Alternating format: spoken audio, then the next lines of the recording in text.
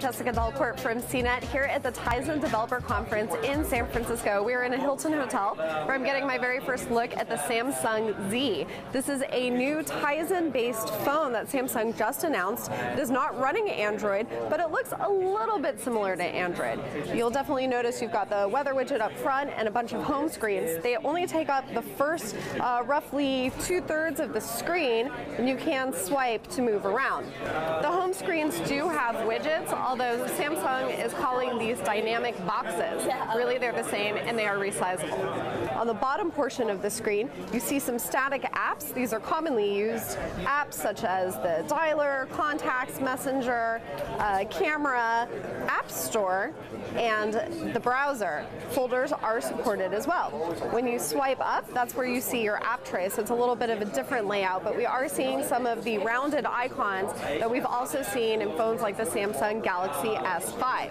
Now, Samsung has installed all of its own apps on here.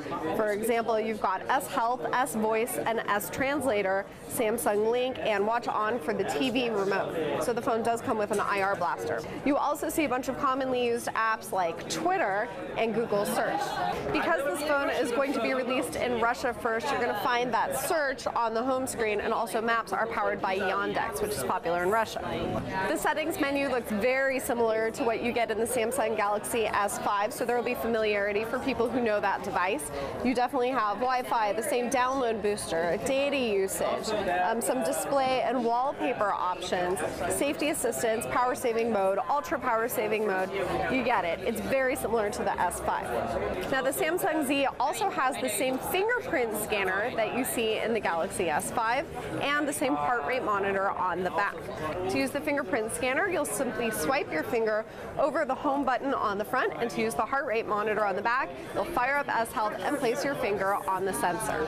Now, let's talk a little bit about the phone design itself. One of the first things I noticed is that it felt very light. It's 136 grams, which is about 4.8 ounces.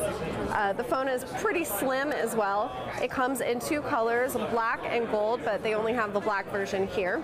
You'll notice if you look carefully, there's some faux stitching along the sides. That's the same thing that we see in the Samsung Galaxy Note 3.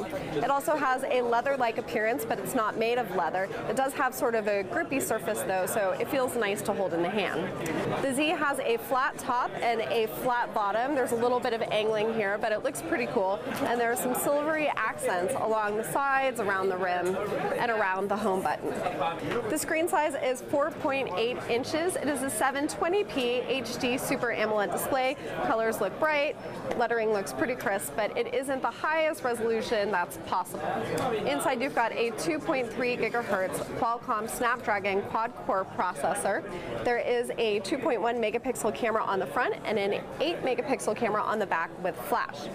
When you snap open the camera, you'll notice that a lot of the modes and the layout are very similar, again, to what you're going to find in Samsung Galaxy phones. This is Samsung trying to maintain its brand. That's very beneficial to people who aren't familiar with Tizen.